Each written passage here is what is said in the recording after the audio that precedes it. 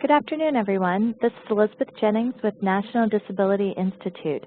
Thank you for joining us for today's webinar, Your Home, Owning, Refinancing, and Modifying, sponsored by Accorda Therapeutics. I'd now like to invite my colleague Nakia Matthews to provide a few housekeeping tips.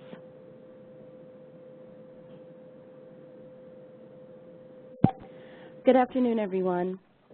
The audio for today's webinar is being broadcast through your computer. Please make sure your speakers are turned on or your headphones are plugged in. You can control the audio broadcast via the audio broadcast panel, which you see below.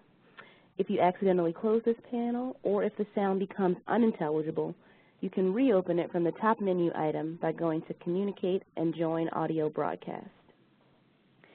If you do not have sound capabilities on your computer or you prefer to listen by phone, you can dial the number you see here with the meeting code, and you do not need to enter an attendee ID. Real-time captioning is provided during this webinar. The captions can be found in the Media Viewer panel, which you'll find in the lower right-hand corner of the webinar platform. If you want to make the Media Viewer panel larger, you can minimize some of the other panels like chat and Q&A, and conversely, if you do not need the Media Viewer panel, you can minimize it. There will be a question and answer portion at the end of the webinar.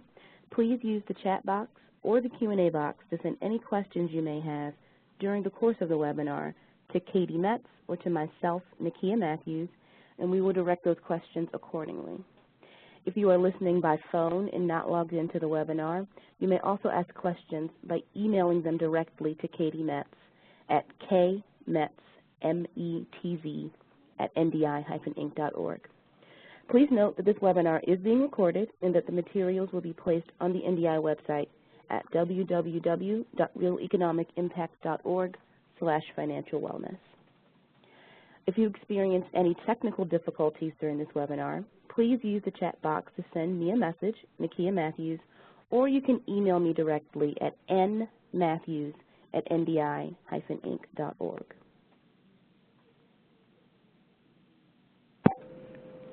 Thank you, Nakia. As I mentioned earlier, my name is Elizabeth Jennings. I'm the Director of Training and Technical Assistance for National Disability Institute, and I will be your moderator today. Today we're going to talk about financial wellness, and individuals with MS. We're going to provide you some information about what we mean by financial wellness and what we've learned from a survey of individuals with MS. We're also going to hear from Lori Sandinato with ServiceSource on owning, refinancing, and modifying your home. We're going to provide you with plenty of resources at the end of the webinar and leave plenty of time for questions and answers.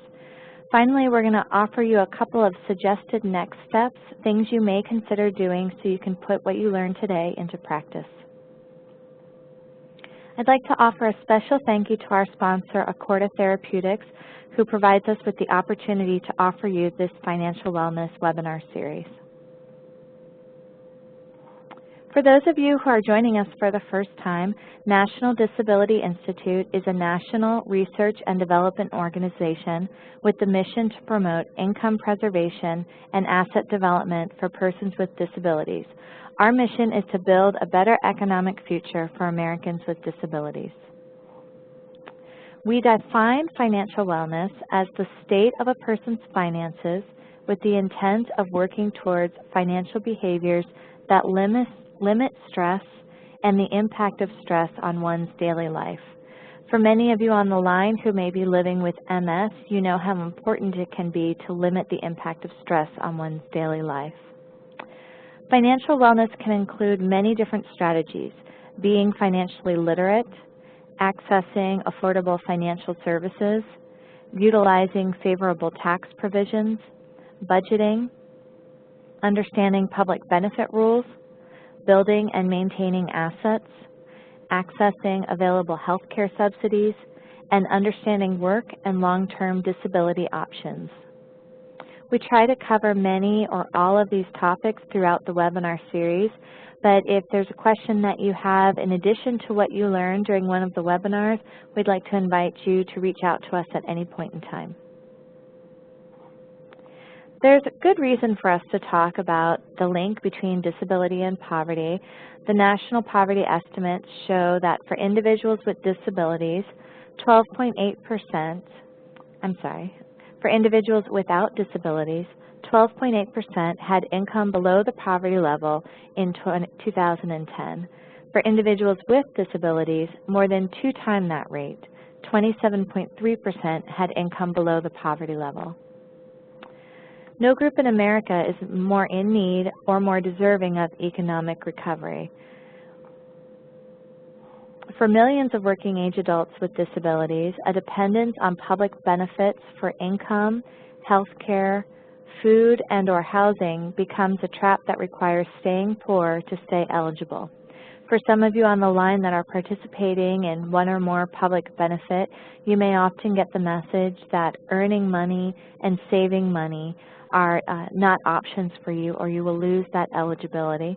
I just want to take a moment to invite any of you on the line that receive Social Security disability insurance to join us for next month's webinar, where we'll share with you key information to understanding that public benefit and the room that you have to work and to save. At National Disability Institute, we take hold of the Americans with Disabilities Act, which says that the nation's proper goals regarding individuals with disabilities are to assure equality of opportunity, full participation, independent living, and economic self-sufficiency. A lot is done at the community level, at the state level, and at the federal level to ensure that there is equality of opportunity, that people are fully participating in community life, that individuals have independent living options, but not as much as has been done to look at the economic self-sufficiency and to ask the question, are Americans with disabilities being given the opportunity to have full participation in the economic mainstream of the U.S.? So in addition to all of those reasons for the importance of financial wellness, there's also some personal individual things that financial wellness can do for you that makes it incredibly important.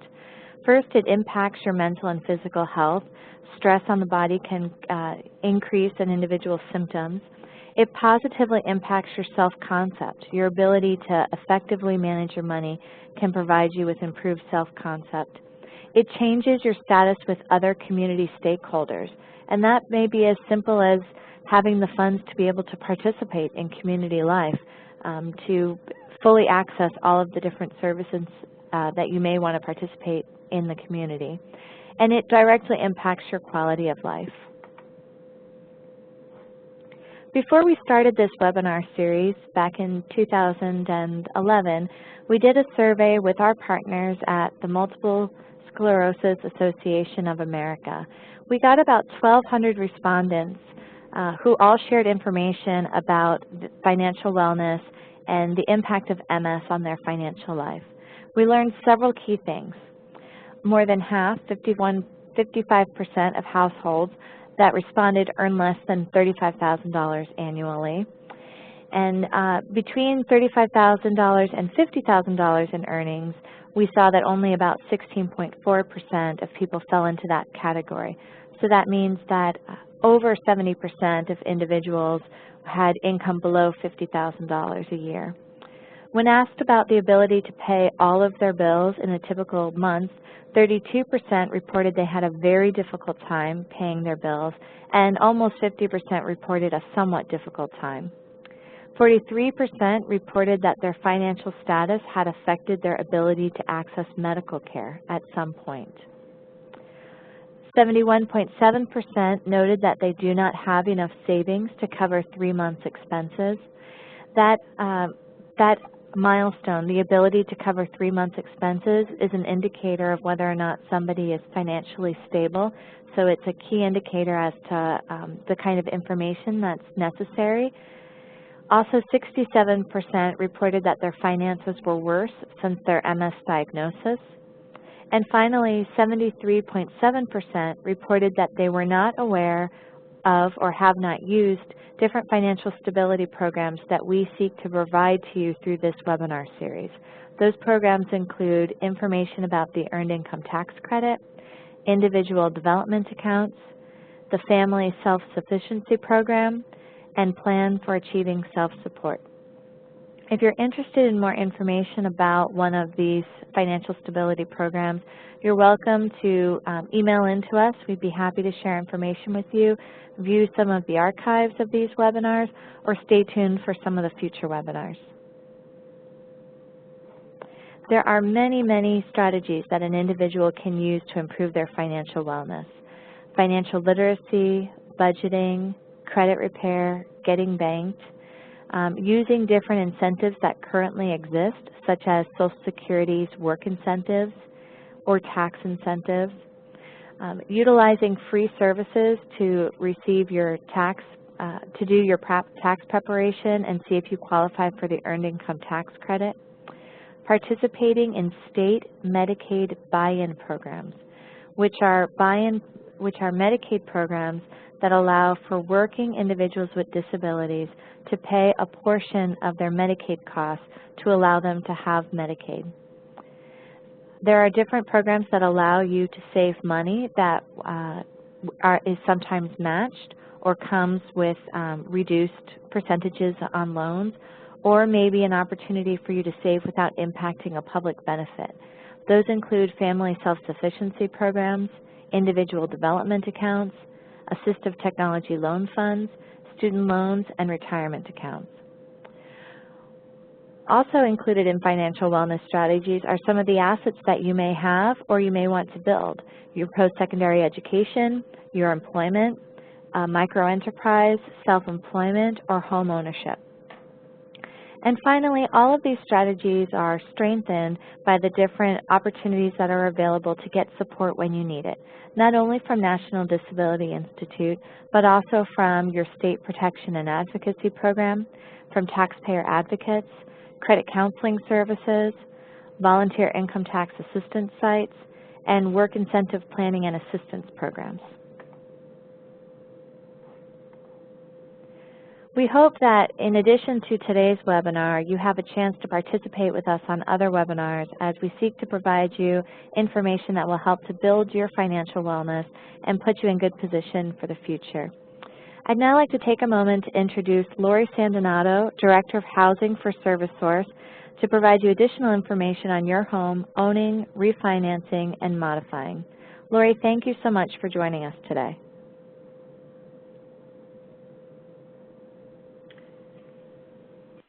Thank you so much. Good afternoon, everyone. I'm very happy to be here and be part of this group, and hopefully to give you some tips and some information of value that can help you in your progression and your progression toward ownership or toward just making your own home more accessible already. We want you to be informed, be confident, that if you can't be happy, it's not going to do you any good. So one of the first things I want to go into is how to purchase your own home. Just because you're a person with a lower income or you have a disability, that certainly does not put you out of the realm of being a homeowner. I have personally processed and seen 137 households with disabilities and incomes that are below 50% of the median level for income in their area become a homeowner. So a first-time buyer is someone who's never owned or has not owned in 3 years. So if you owned 5 years ago, that doesn't matter. And it's also a person that could be either spouse in place of a divorce, and you don't get the house, but you can document it. Most areas will consider you a first-time home buyer. There is a unique blend of situations right now. It's been going on for a couple of years, and I'm starting to see it go back toward the old way. So right now it is still somewhat a buyer's market. The interest rates are insanely low. Right now the average rate is between 4% and 5.5%. When I first started 30 years ago, the first loan I did was at 18%. So it's the lowest rates that have been seen in in generations. This is the last year of the Neighborhood Stabilization Program, also known as NSP. These are funds that the Obama administration has put out to stop the bleeding in the areas of high foreclosure rates. It allows these properties to be turned around. Most of them are being resold to owner-occupants. It is coming from the city and county governments, so they are trying to sell these pretty quickly. Banks don't want to own homes. They want to lend on homes, but they don't want to own them. So they're ready to unload the properties that they have right now. You would have a variety of properties to choose from. Some of the areas are still hosting very low sales prices. Now, that may not be true in your area. I understand that we have people here from all over the nation, but they will be lower than what you have typically seen. Sellers are still ready to offer incentives, and they're ready to negotiate. And when the properties boomed 5 years ago, everyone got a real estate license, and now they're all quite hungry. They don't get paid unless they sell, and there's a lot of competition between the realtors to get business. The Neighborhood Stabilization Program, there was $4 billion, that's with a B, set aside for this program. And as you can see on the slide, 80% of that amount is going to go for the purchase and renovation to be resold to qualified buyers. There are other assistance programs that you would be able to layer, for instance, down payment assistance, tax credits through state organizations, and these local governments really have to sell these properties within a specified time frame, or else they're going to have to start turning them over to other people, other nonprofit agencies to just have them as rentals, but they really want to turn that income. So your best steps and your best armor at this point is to be informed. Enter a first-time homebuyer class early in the processing, the budgeting classes, all over the place. You can register for these even online. A lot of them have a curriculum that you can take at your own pace. You can just Google it, and they will specify if they have been approved as a HUD teacher, as a HUD provider on these, and you will have the certificate that you need to print showing that you can qualify for the down payment assistance program. Spend time on the internet if at all possible. You will find a wealth of information, as you already know. There's a note here to get pre-approved, not pre-qualified by a reputable lender. To get pre-qualified, that's a phone call. Someone calls, I could do that right now. How much do you make? How much do you owe? This is how much of a house payment you should be able to afford, and this is what you can buy. That doesn't mean anything.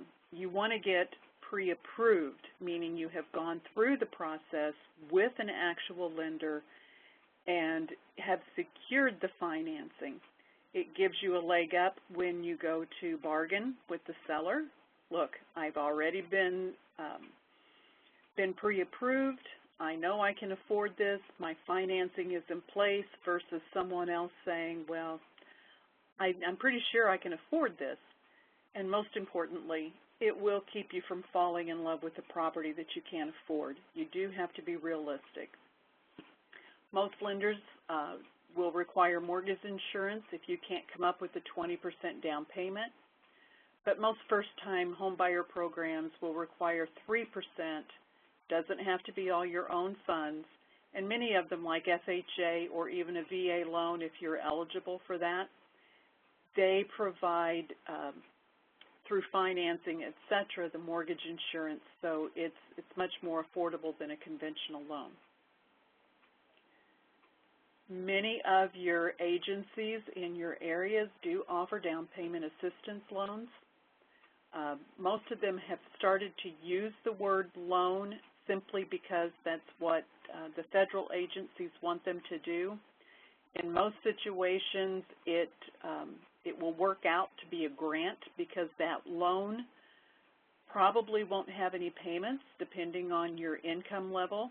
And if you keep it X number of years, then it's forgiven. But because they get to call it a loan, it works out better in their reporting. You will be subject to income limits, and most nonprofit agencies known as community housing development organizations would be able to help you get through these programs, and quite often the government entities just approve the larger banks, your Bank of America's, Wells Fargo, those type places. They have the authority to go ahead and approve this type assistance without you even going to a second location and having to apply for it. These do vary greatly in amounts. It depends on your location, how much money they have to spend. I'm in Central Florida, and I can tell you between two counties, it will vary from $5,000 to $45,000 in down payment assistance. So that's one of the first things you're going to want to find out. Make sure everything is your choice. If they're telling you you have to go to a certain place, then you want to think twice. If they say you need to give me X number of dollars up front before I can even take your application, this is just an application fee. If that's not going to be used only for the credit report and the appraisal, think twice. Try going to your bank. If you already have a loan and you want to refinance or you want to think about an equity line, go to your existing lender. You're going to get your better deals that direction. And ask to work with someone who understands affordable housing. All major lenders have someone in each branch designated to work with affordable housing. They're the community resource officers. They understand the lower incomes, and they relate to people on a much more realistic level, in my opinion. Does your realtor have experience with assistance programs? If this is the first time and they've never tried to do this before, but we'll give it a shot, you're probably going to have a lot of mistakes and setbacks.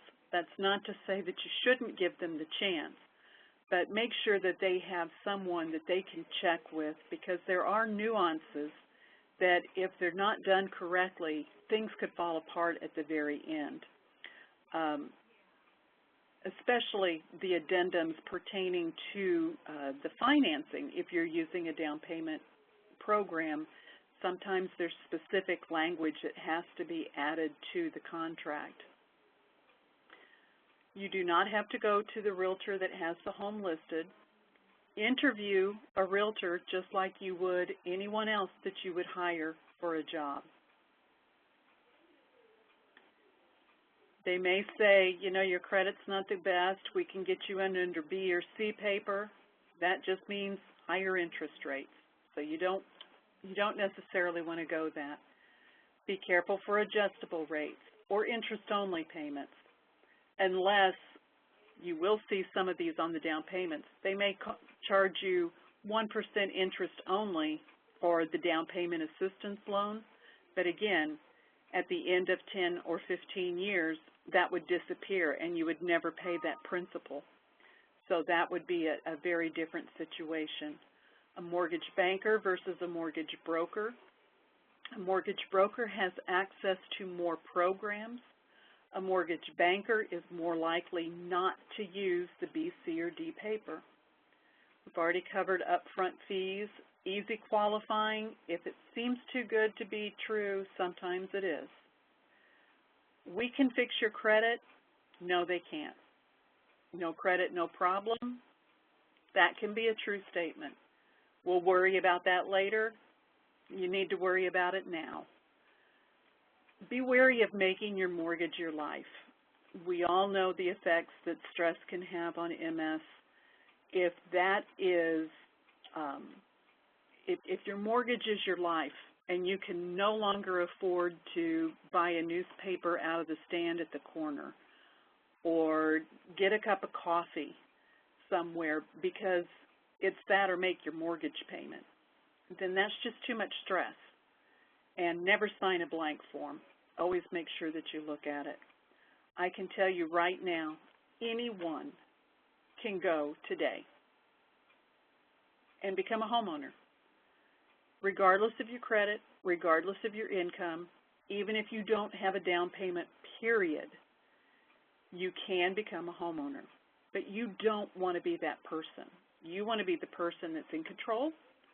You want to know that you're making a decision that you can live with, and you want to be intelligent about that decision you're making.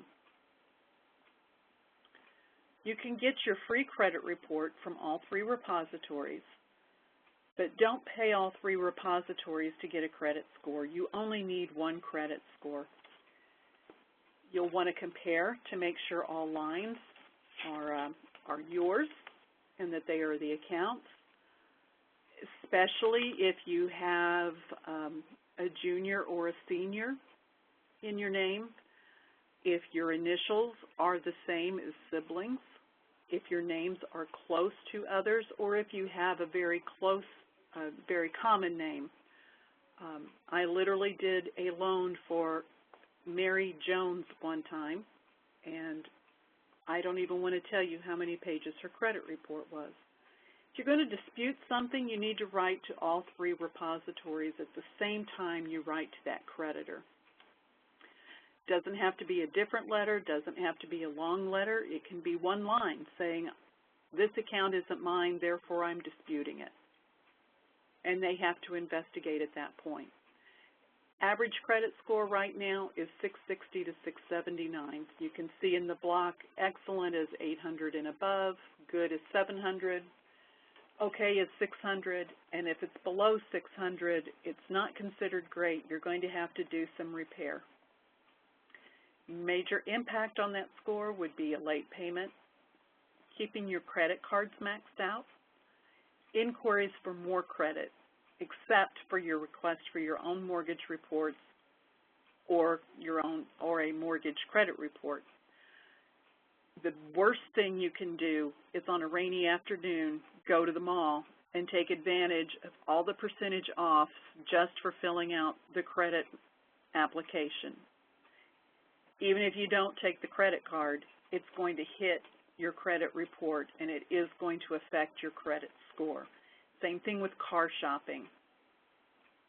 Don't let anyone pull it until you're really ready to buy.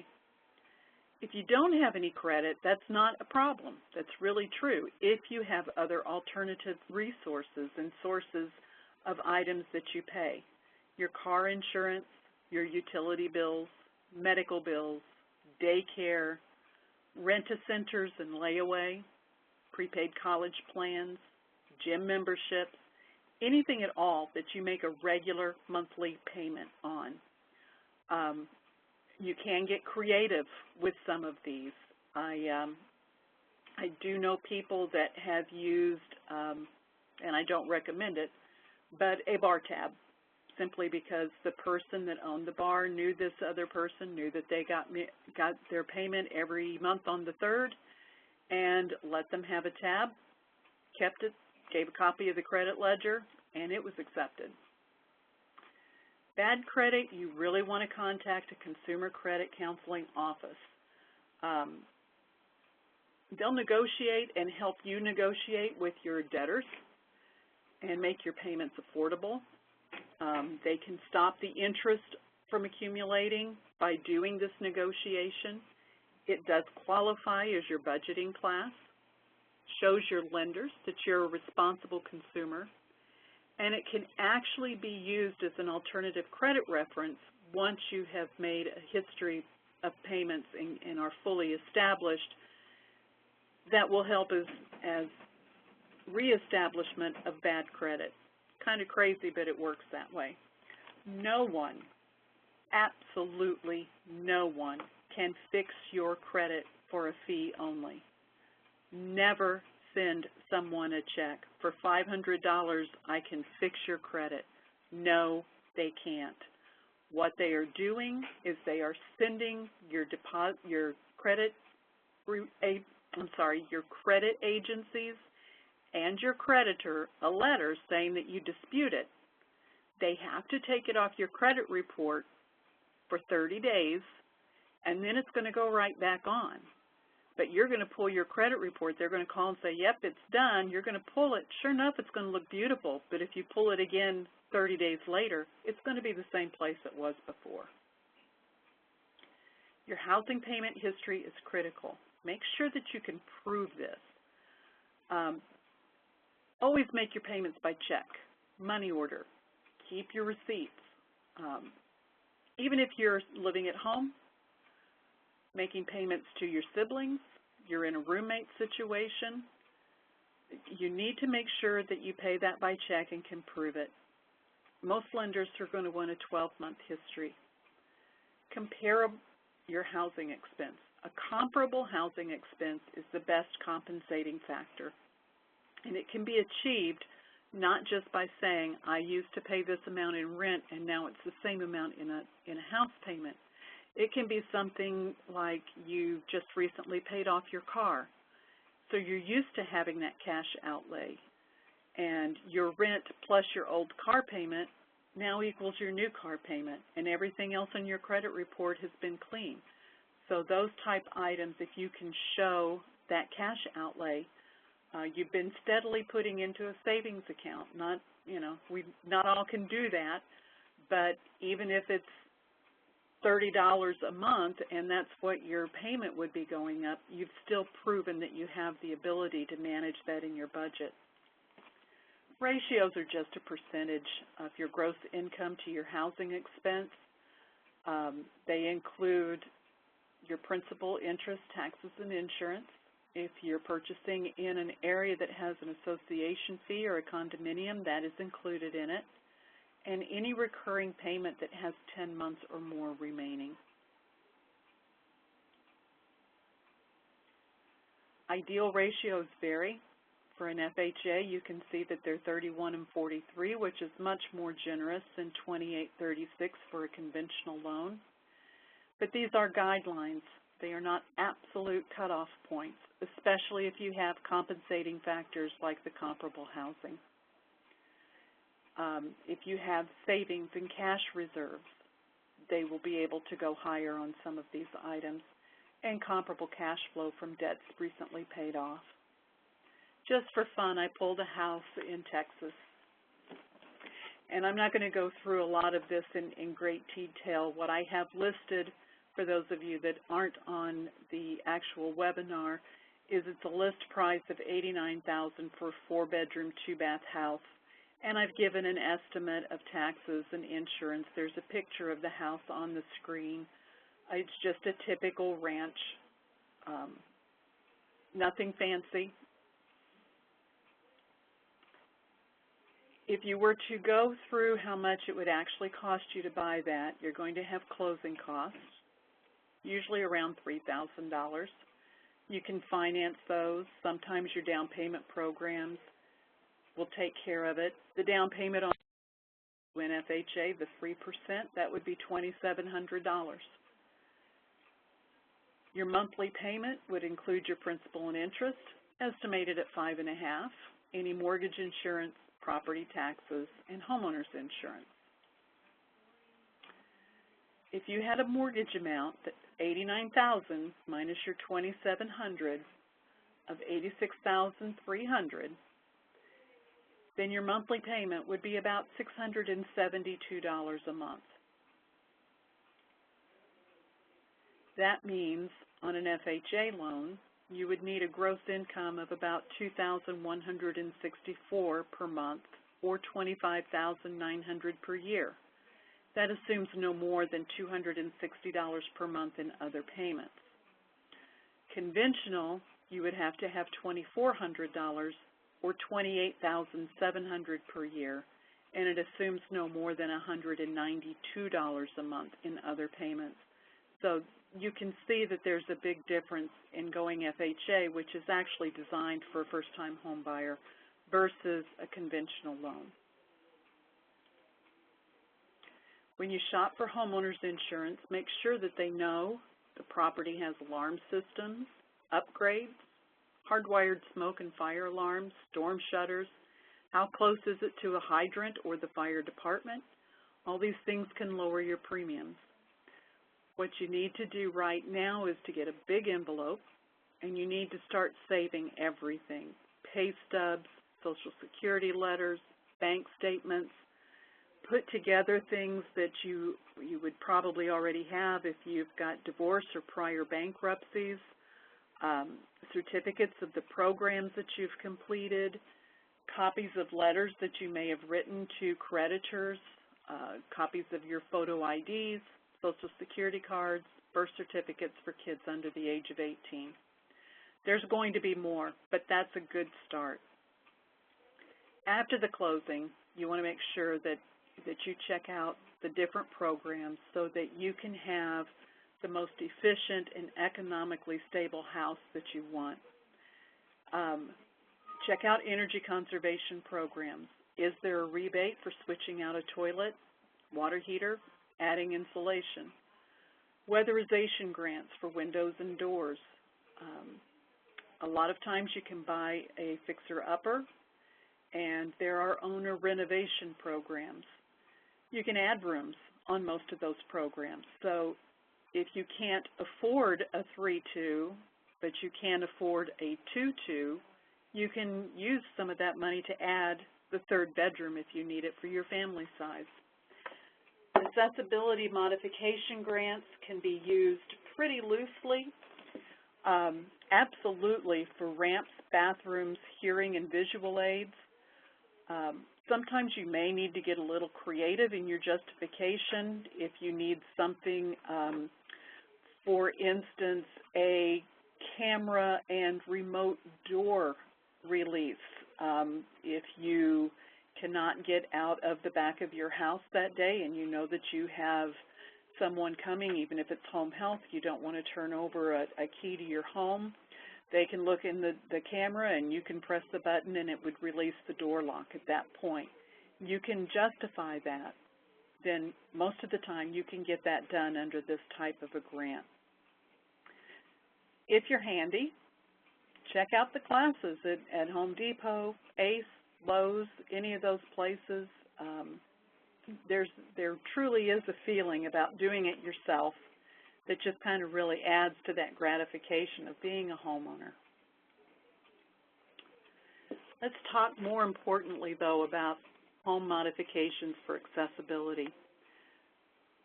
Keep in mind, it's what will work for you. This is a picture of a very accessible kitchen. It's a little bit warped because I couldn't get it in the presentation correctly. But any of those lower cabinets that you open, they're drawers instead of shelves so that they can be pulled out. Any of the upper cabinets have the same feature. You can see a water spigot over the stove that is not for putting out a fire, that is for filling pots so that you don't have to fill it at the sink and then carry it over to the stove because you might not have the upper body strength, etc., to do those. You can see under the sink there are retractable kitchen cabinets. So if you're not a wheelchair user and you don't need to have that there, you don't have to have your kitchen look like an accessible kitchen. Determine what you need now, but also more importantly, what you may need later. An important phrase that is being used in the world right now of grants and nonprofit financing is aging in place.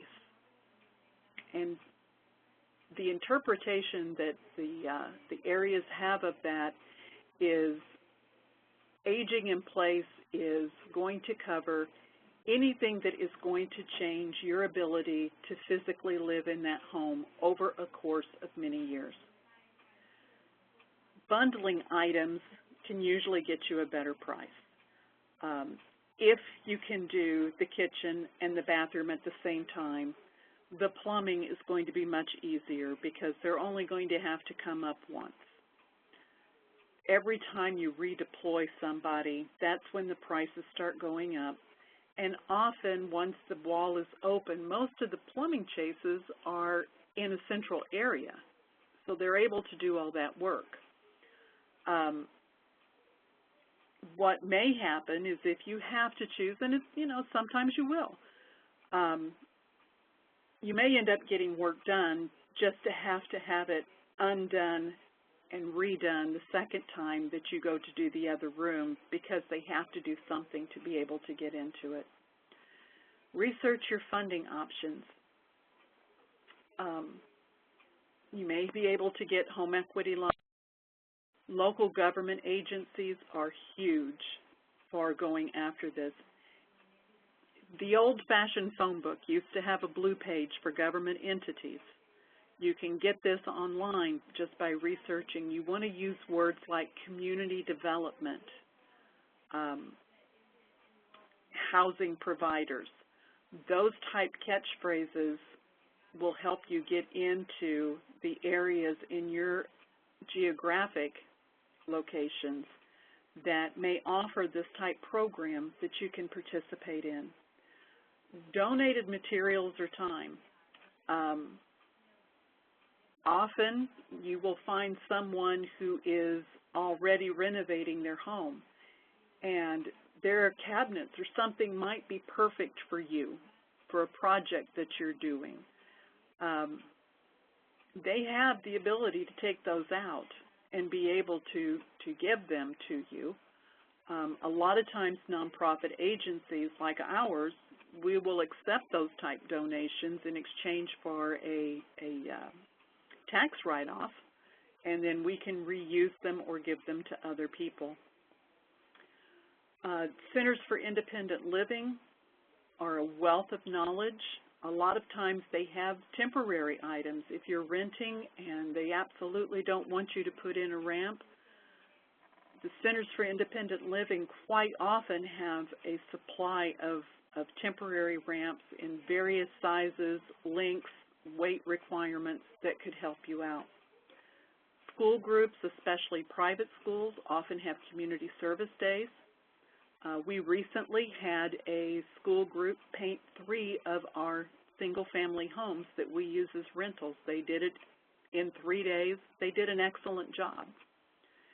Home Depot has a lot of people that will come out and they actually have a program that you can apply for through the individual stores, and usually once a quarter or so they have a community service day, and a lot of the employees will come out and they will take care of doing different things that may not require a permit.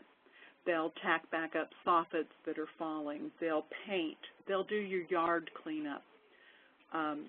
Foundations and other nonprofit organizations are also a good place to look for these type benefits. Guilds and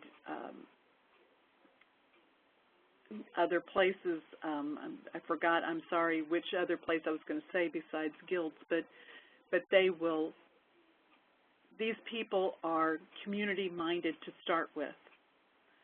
And they will come in and they will take care of these things. You just have to know where to find them and get your name on the list. Quite often, individual churches will do the same thing. And a lot of it is neighborhood-oriented. So it may not be someplace that you're familiar with because a lot of times you go to a different doctor's office or something, other areas. Just because you don't attend the VFW at the end of the street, but you're a veteran, doesn't mean that you shouldn't knock on their door and say, hey, are you guys looking for a project? Interview contractors. We're going to go over that in the next slide. And will you be able to occupy your home while it's being constructed? Not all contractors are created equal in any way, shape, or form. All they have to do is pass a test. That does not mean that they've done accessibility work. They will, a lot of them will go by the fake it till you make it strategy. Oh yeah, I can make that bathroom accessible, and they have absolutely no clue what they need to do to make it accessible to your degree of modification needed, or to keep water from flying all over the floor. They don't, you know, if you need something to be completely wheelchair accessible, then you got to take up the floor and put in a P-trap if that's what it's going to take to keep the rest of your house from being flooded. Oh, we'll just take out the bathtub and put a 3-inch rise on it. That may work for you, but it may not. So you need to make sure that they've done some type of work. Try to visit some place that has accessibility modifications, whether or not the contractor's done it, just so you've got an idea in your mind of things that you might want. Make sure they're licensed, insured, and bonded. I consider the next two of the most important items. How do they interact with you? Are they asking you questions? Are they being respectful? Are they talking to you? If you are a wheelchair user, are they talking to you, or are they talking to someone who is standing? Are they using proper etiquette? Are they listening to what you say? Or are they shaking your head the whole time you're explaining how you want this laid out, and then saying, yeah, but that won't work, we'll do this. Well, explain to me why that won't work. See if they volunteer those type information. Do they utilize subcontractors or do everything themselves? Some people are handy, and they may be able to do all of it, but I'm not sure that I would want someone putting a new roof on that is doing the wiring. That may need to be 2 different expertise levels. Someone may be an excellent tile person, but don't know anything about rerouting the plumbing. So make sure that what they're doing is really going to stand up to the test of time. Are you going to be able to occupy where you're living during construction? And if not, you need to consider the cost of temporary relocation in that cost. Some government programs will allow up to $2,000 to be set aside out of the construction budget for you to use to rent an apartment for a month, or depending on the extent of your renovations, hotels, etc. There's going to be dust, a lot of it. There's going to be noise, a lot of it. And where are you going to put things like your pets to keep them safe? Yes, they're licensed, insured, and bonded, but do you really want some of those family heirlooms sitting on shelves that if they have to jackhammer up the floor, it's going to turn around and just kind of bounce off that shelf and break into 1,000 pieces? So that temporary relocation may include a short-term storage unit or a pod out in the driveway. These are things that you want to be thinking about, again, so that you are confident, you're informed, and you're in control, because this is going to be a huge, huge disruption to your regular life. And then there's condos or homeowners associations. Just because you live in a house doesn't mean that you don't have a homeowners association. A lot of work needs to be approved by these different boards. If you're in a condominium complex and you're moving walls, they have to approve it to make sure that you're not doing anything to jeopardize the structure of the rest of the building. There may be required elements that you have to abide by. We work a lot with condominiums. I have properties that are located in about 30 different complexes, and some of them it's as detailed as you must have an ice maker in your refrigerator. Crazy, Yes, maybe I do want it, maybe I don't want it, I'd rather have the freezer space, but these are things that you need to check into. What time can the contractors be there? Because that, if they can only be there between 9 and 4 during the day, that's going to extend your construction period. You may have to give notice to your neighbors and actually provide written sign-offs that you've done that. Exterior work, changing the appearance of the common elements, is it's probably the biggest battle if you're in this situation that you will have. Yes, the associations can make you pay for all of those changes. If you need to put in a curb cut, they can make you pay for that curb cut. They can't keep you from making those changes as long as it doesn't pose a hazard to others. They can specify that certain materials have to be used. Yes, you may need to have a railing because you can't get a sloping walkway in and you have to use more of a ramp.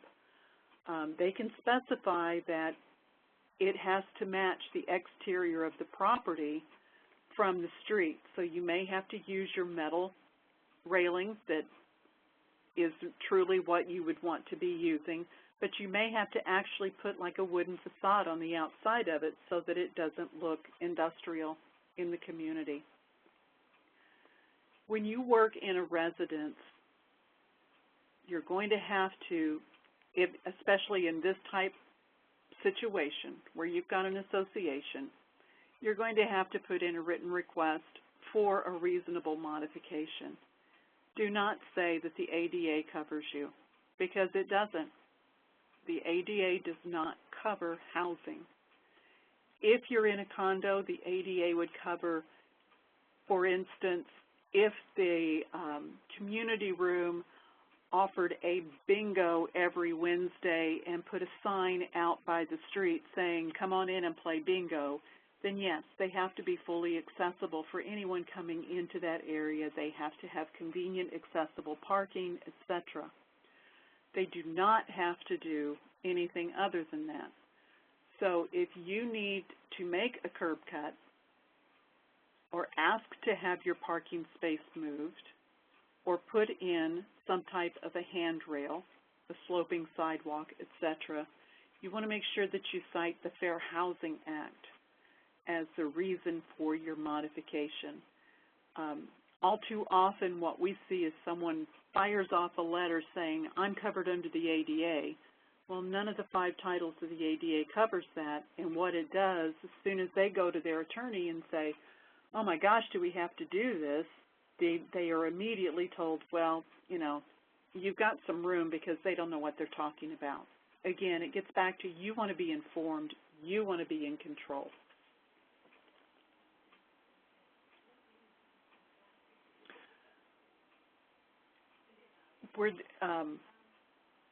The other thing that I want to say, and I don't have a slide here, but when it comes to modifications on your home, make sure you check with codes in your geographic area. Some areas have started having what's called visitability laws. And I bring this up because I am literally working with this right now. I have purchased 2 houses facing each other across the street. One side of the street is unincorporated county. The other is city limits. They have different requirements for the width of the hallways in these properties. They have different requirements for the radius in the bathroom. I have the same contractor doing both renovations, but they're working under 2 completely different areas. So that's another thing. When you interview the contractor, you want to make sure that they've done work for the municipality that you're in, and that they haven't just come to town and they're going to go in and say, okay, yeah, we'll put in a 36-inch clear hallway and a 36-inch clear door. That's fine, but in this particular instance, my entity is requiring a 44-inch clear hallway, and I'm having to take out closets just something else to keep in mind. Refinancing, there are many different types. There are 5 of the most common that I have listed here. Qualifying, that's most situations. If you're trading lenders or if you're getting cash out. Streamline, if all you want to do is lower your interest rate and you can stay with your current lender, you'll get by pretty much without any qualifications. HARP, which is the Home Affordable Refinance Program. HAMP, which is the Home Affordable Modification Program, not to be confused with accessibility modifications, and reverse mortgages. Refinancing is going to take time, and I can tell you the biggest lesson in patience, and I say this because you already have your loan, you're already in your house. Anybody else that's purchasing is going to be against a very distinct contract deadline, and all lenders are going to put purchases in front of refinances. So you may get bumped a couple of months in a row so that they can get the first-time buyers, the regular buyers in, especially this time of the year. To refinance your home is just like selling it back to yourself. You're the seller and the buyer, and the only difference that you're going to have is the deeds in your name. You're still going to have to update your title insurance and pay for, you might get by with updating like a survey, but if you've added a fence, you won't. You're going to have that survey redrawn to show that fence. These expenses can become part of your new loan amount, and they're going to average $3,000 or more. The other quick fact that you need to know is that the payoff on your loan is not the same as your principal balance. When you make your payment this September, you're actually paying for the month you just stayed in August. So you can automatically put at least 1 month's worth of interest onto the principal to get a close payoff. If you're closing in the middle of the month and you haven't made that first of the month payment, you can add a month and a half, maybe 2, if you didn't make appropriate notification. There can be a prepayment penalty, especially if you used one of the creative financing deals that came about 5 years ago. You know, it may say that if you didn't keep that loan for 8 years, then you have to pay a percentage of it. When you're exploring your options, you always want to start with your current lender because they may be able to offer the streamlined process that we talked about, and most importantly, they're familiar with your payment history. They may not make you requalify if you have a good history with them. Consider how long you've had your current mortgage. What does your credit look like? If you have to go through requalifying, that average score of 660 to 679 may not be sufficient.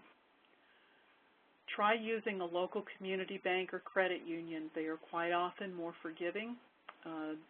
They also quite often have the community participation days, and you may be able to strike a deal with them. You know, we'll finance the materials, and they may come out and help do some different things. They're quite often looking for projects like that. A lot of them are United Way reps, and they think in terms of that. Non-recourse versus recourse. This is something that's very new in the last 5 years. If you have a loan that was originated before that, it is very possible that there is a clause in your mortgage that if you were to go into foreclosure, they can only take your house. They can't go after anything else. They can't go after your cars, any other property that you might own, your bank accounts, etc. A lot of the newer products are taking that clause out. So it is, I'm not saying that anybody needs to, think that they're going into foreclosure or predict that, but if that's something that's very important to you, then it may be a deciding factor as to whether or not you really want to do that new loan and take away that sense of security you have, knowing that your other items can't be touched.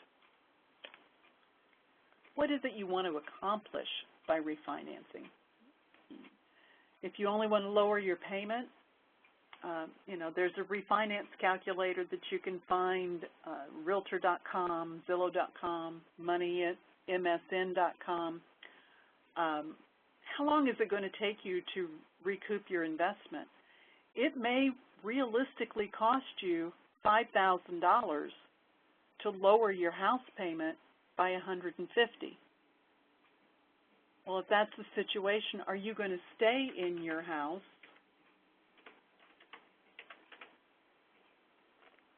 for another 3 years? Because that's where your break-even point is going to be. Just because you're lowering your payment, it doesn't mean that you're going to recoup your investment. Do you want cash out to pay other debts? Do home modifications or improvements? There are still a lot of companies that will take you up to 150% of your property value. And unless you want to stay in that house for the rest of your life, you need to think twice before you do that. Being upside down on a property is not fun, and it can take a long time for you to dig out. If you want to shorten the term of your loan, that's great. A lot of times now you can get a 15-year term for the same amount of money. If you're comfortable with your house payment, you might be able to shorten that term on your loan and pay it off more quickly. But if you're not sure of the continuity and the ability to keep your income at a certain level, really think twice about it, because you can pay off a 30-year loan in 15 years just by making a little bit of an additional principal payment each month, but you can't pay off a 15-year loan in 30. They won't let you make that lower payment. You would have to go back through yet another refinance. As a side note, a lot of times if you get the second mortgage from the government entities or whomever to make those modifications, if you're doing this first type of refinance to lower your payment only, they may not make you include their debt in the new loan, because if you're not getting cash back, you're just lowering your payment. That puts them in a better position. But if you're going to pay off even so much as one charge card and you have a $25,000 deferred payment second mortgage, that's another thing that you're going to be adding back into your first mortgage payment, so it's something else to consider. The HARP Affordable Refi program is for people that have gotten underwater. The program has been extended through 2015. It's great for getting out of an adjustable rate mortgage or a subprime, that B, C, and D paper we talked about. Your current mortgage must be owned by Fannie Mae or Freddie Mac. Basically, it needs to be a conventional loan or FHA, VA. And it must have been purchased by them prior to 2009. So if you just took out a loan in 2011, you're not going to be eligible for this program. It's not going to apply to you. The Home Affordable Modification Program allows you to keep your existing mortgage, to not have to go through the refinance process, but to alter the term that you have right now. So if you're delinquent, they may let you tack it on to the end of the term. They may just add it back onto the principal and do what's called recast your payments. It can only be done on your primary residence, and you will have to go through probably a 6 to 18 month trial period showing that you can make those payments on time before they'll make it final. You have to be able to document a financial need to be qualified for this particular program.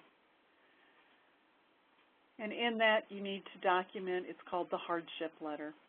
You are going to start with a list of documentable facts clarifying why you have or may fall behind on your mortgage. And you need to collect documentation that's going to help. That can be evidence of hospitalization bills, something that home repair bills, and you had a very expensive roof that you had no way of replacing, those type things.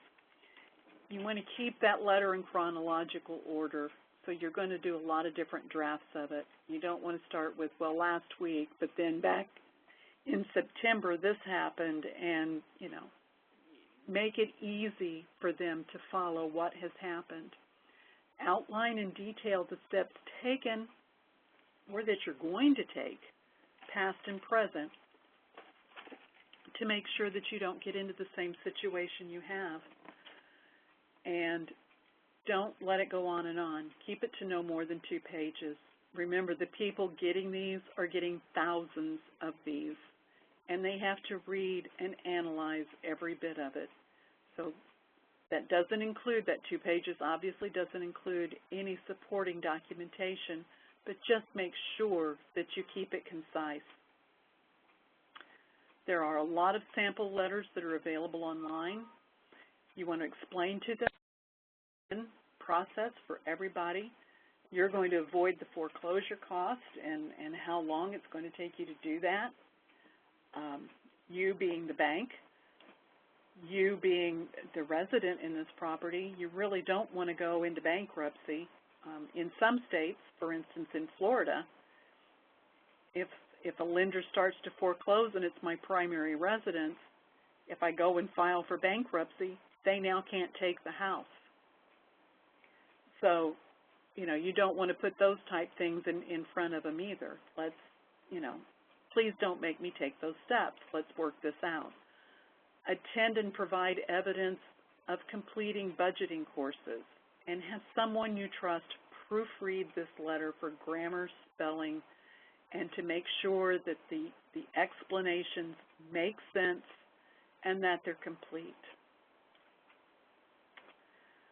There are a lot of helpful sites and resources. You'll get more of them yet and a little bit later in the presentation here from, I believe that goes back to Elizabeth. But these websites that are listed up here, HUD.gov, Realtor.com, CreditReport.com, they can give you a wealth of knowledge, sometimes too much, but you can go in and search, again, key phrases. Your local government community development departments can give you a multitude of information on who's providing programs. Your state housing finance authority can help you out, especially if you're living in a more rural area, to let you know where you can go to find some of this assistance. 211, the idea was this was going to be national, just like 411 or 911. It may or may not be up in your area, but basically it is a social service agency depository. You can pick up your phone and just dial 211. A real person will answer. You can tell them what it is you're looking for, and they can tell you different areas, different places with phone numbers and sometimes even contact names to get a hold of in your area to apply for programs, to get assistance. And it doesn't even have to be for housing. It can be, you know, my air conditioner broke. I have a window AC and it broke, and I really need someone that can help me with a replacement. They could probably pull out a name that's going to be able to help you with that. Your Center for Independent Living is always a wealth of information. They can help you, again, tell you who's doing things, give you addresses maybe of people's properties that have done different modifications. Yeah, they converted their area in their bathtub, and they didn't have to disrupt anything else in the bathroom because they built a bench from the wall to like the middle of it, and that's what they're using to sit on, so that they didn't have to reinforce the walls and get the fold-down seats and et cetera, et cetera. Modifications can be done on a shoestring if they're needed to be done on a shoestring. Again, it's what works for you. you don't have to go full-blown. You don't have to come up with the bathroom that looks like it came out of, you know, the facility in town that has nothing but the over 65 in it, and everybody in there, you know, has a walker or something, and all the bathrooms look alike. You have to give up your individuality. You don't have to give up your sense of style. These things can be done in many different ways. One other thing that I did not put in the slides, and I believe this is my last slide yet, they discussed earlier on the PASS program, the self-sufficiency program. That is quite often used in connection with the Section 8 voucher for housing. Many areas will allow you to use that Section 8 voucher to purchase your own home. You need to check with the authority. If you have a Section 8 voucher now, you need to check with an authority that is your local contact, your case manager. See if that is a potential for you. You may have to go into the PASS program. I have closed about a dozen different homeowners that used their Section 8 voucher to purchase and kept their mortgage payment the same 30% of their income, and the balance of it is coming from their Section 8 voucher.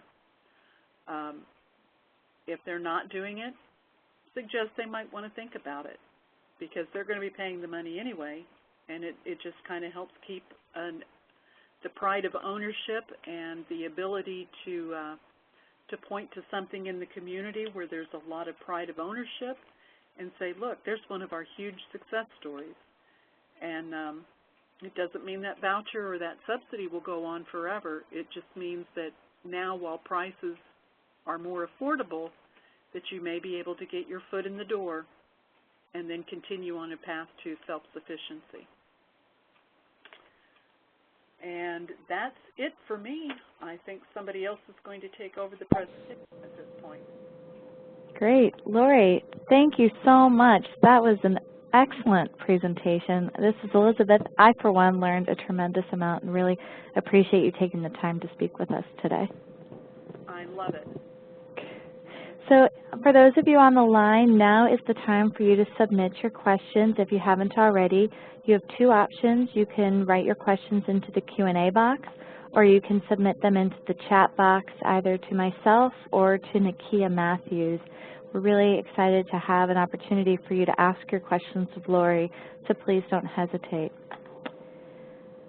I would like to provide you with a few additional resources as you have your questions come in. One is one that we mentioned at the top of the hour. It's called Individual Development Accounts. For those of you that are considering homeownership, an individual development account is a match savings account that allows people with limited income and limited wealth to save money and to build assets. The IDA provider partners with a lot of different community partners, with financial institutions, sometimes with churches or private donors, sometimes with state or local government, and they create a pool of money to match an individual's personal savings. Usually the match is from $1 to, I've seen as high up as $8. So for example, an IDA program that provides a 2-to-1 match would provide $2 for every $1 you save. So when you save $1,000, you receive a $2,000 match. Individual development accounts can be used to purchase a home, higher education and training, or business capital. And there's a great website called idaresources.org. This is for you to better understand and locate IDAs provided through what's called Assets for Independence, which is a part of the federal government's Health and Human Services Office. So local communities can apply for grants from Assets for Independence, and when a group's money comes from Assets for Independence and you save in an IDA program that's funded through Assets for Independence dollars, the money that you save, the match, the interest, none of that counts against any of your federally funded public benefits. so that can be a really great resource. But sometimes areas have other IDA programs that may allow you to do other things, like purchase a car or modify your existing home. So we wanted to give you a link to that as well. CFED provides a great list of individual development accounts. You can search by the proximity to your home, and then you'll take a look to see if the IDA provider allows you to invest in the kind of tool that you're seeking, whether it's a home modification or purchase of a home or anything that would improve your financial wellness. We also wanted to provide you a few additional resources around home modifications and funding for home modifications. We don't always provide quite so many resources on a webinar, but I, for one, just went through supporting the modification of a family home and found that I did experience just some of the things that Lori mentioned. First, there was a lot of challenge in this one was for my father, and getting my father to acknowledge what his needs might be in the future, for both my parents actually, but also they live in a small town. The local carpenter had no knowledge of how to provide a home modification, what universal design was, and there was that need to strike a balance between having the bathroom look as though it had just leaped off the cover of Home and Garden and having something that was really going to be practical, functional, and continue to provide the kind of functionality that was needed in years to come. So it was quite an interesting balance. So we wanted to give you as many resources as possible so that you can have as easy a time as you start to think about these things for yourself.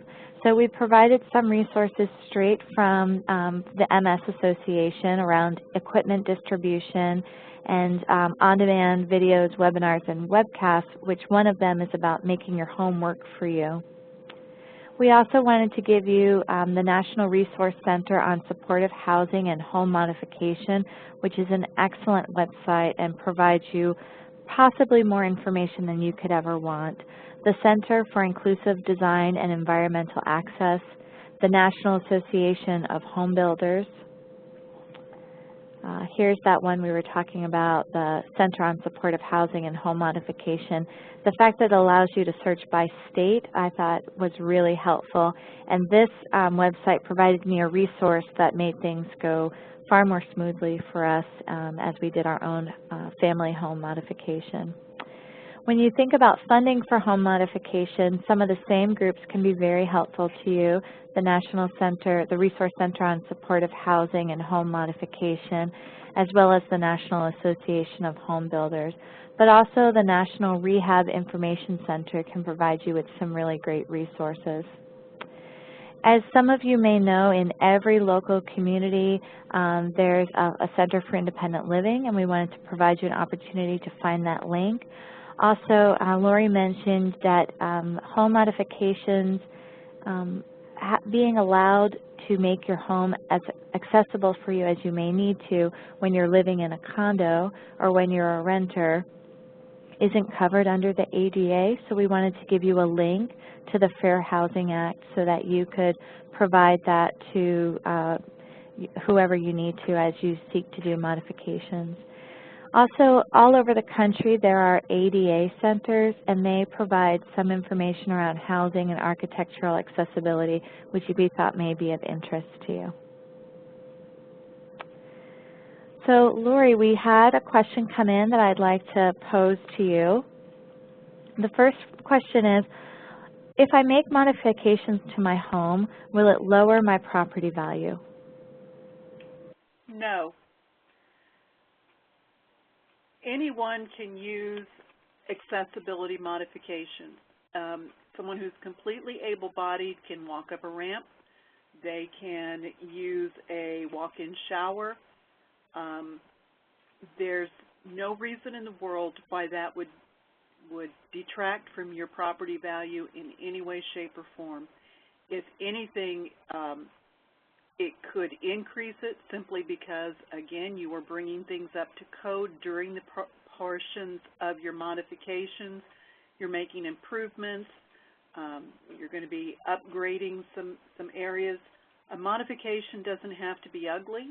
as you said, it doesn't have to jump off the face of Better Homes and Gardens, but if a modification is done tastefully, most people walking in will not even notice that you have a lowered countertop or that anything has been done to modify your home. Thanks so much, Lori. Okay, our next question for you is, should I begin with a credit union to be pre-qualified for a mortgage? If a credit union is who you do your usual banking with, I would absolutely start with them.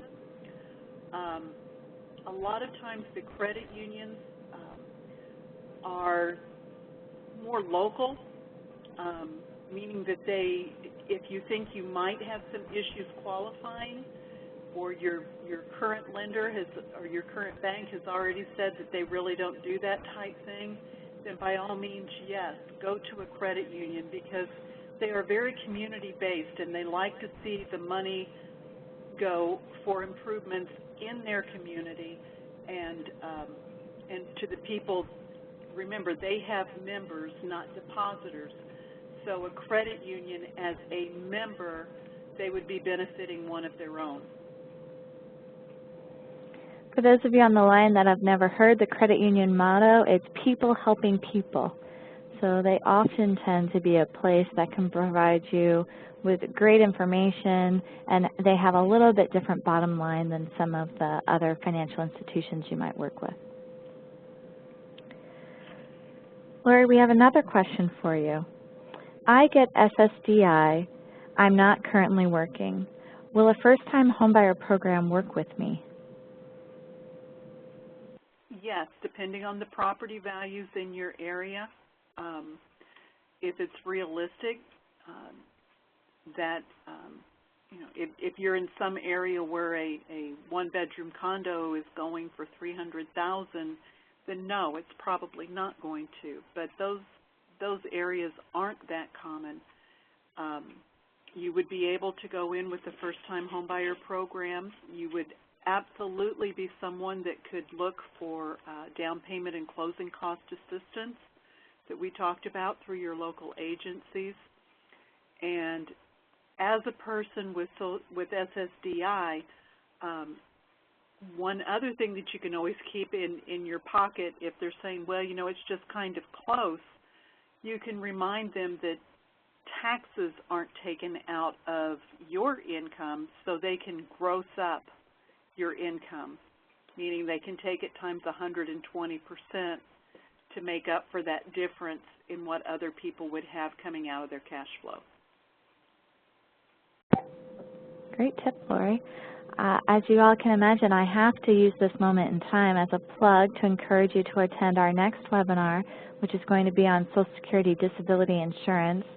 So if you're not working because you're not sure how your benefits work when you become employed, next month's webinar would be a great one to join, and we can break that all down for you. We have one more question, which is, how do I know if my area has an IDA program? So I'm going to take a moment to just go back in the slides to show you one that we were on previously. So when you go to idaresources.org, they have an area where you can click that says locate a project near you.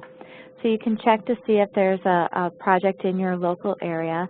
Not everyone on the line may have a program near them, but sometimes if you don't have one funded through Assets for Independence, you might have one that's funded through another opportunity like a local area, or even I've seen where states decide to start an individual development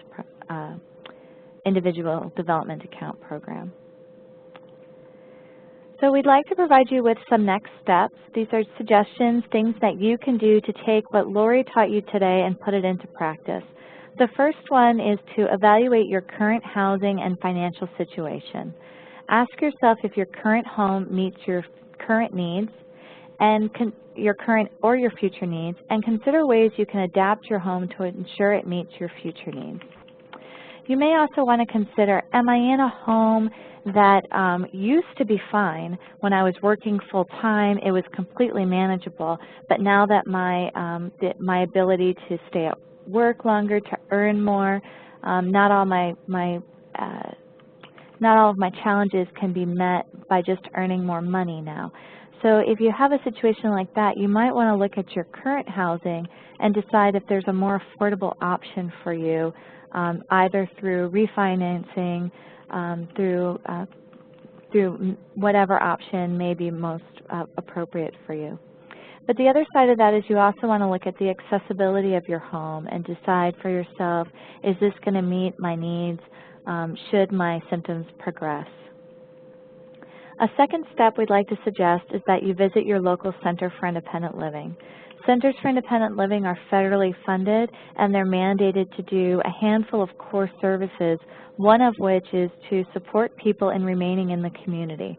So as Lori mentioned, they often have not only information for you, but also tools that you may be able to use, whether they're intermittently, or a lot of independent living centers have loan closets where people who are no longer using things like wheelchairs or walkers or shower chairs or a whole host of tools, donate them to the center for them to be used by others.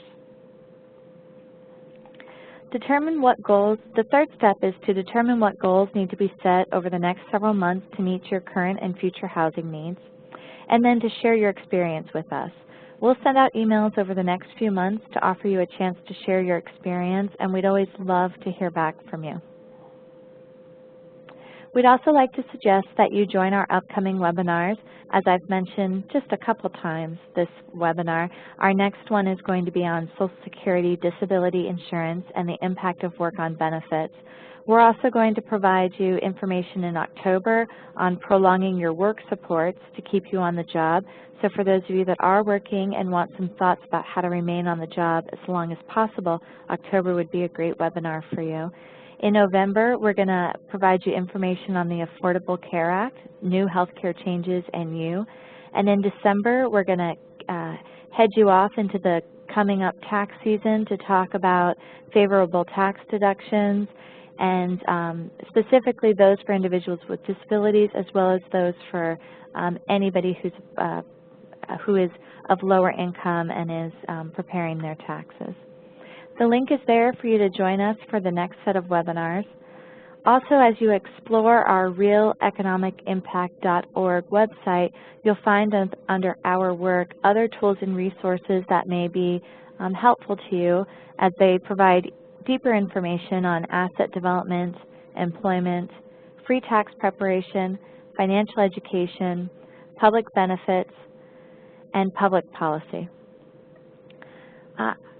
As we wind down the hour, I do want to say again a special thank you to our sponsor, Accorda Therapeutics, and I want to see if Lori will indulge us in one more question that has come in at the last minute. Absolutely. So the individual asks, I'm receiving Social Security and disability insurance, and my income from work has gone down because hours were reduced. Could a loan modification work for me? Yes. A loan modification could work for you because you would be able to make that plea. You would be able to document. You may not be in arrears yet, but this is why I might get in arrears, because my hours have been cut and my income's been cut by a certain percentage.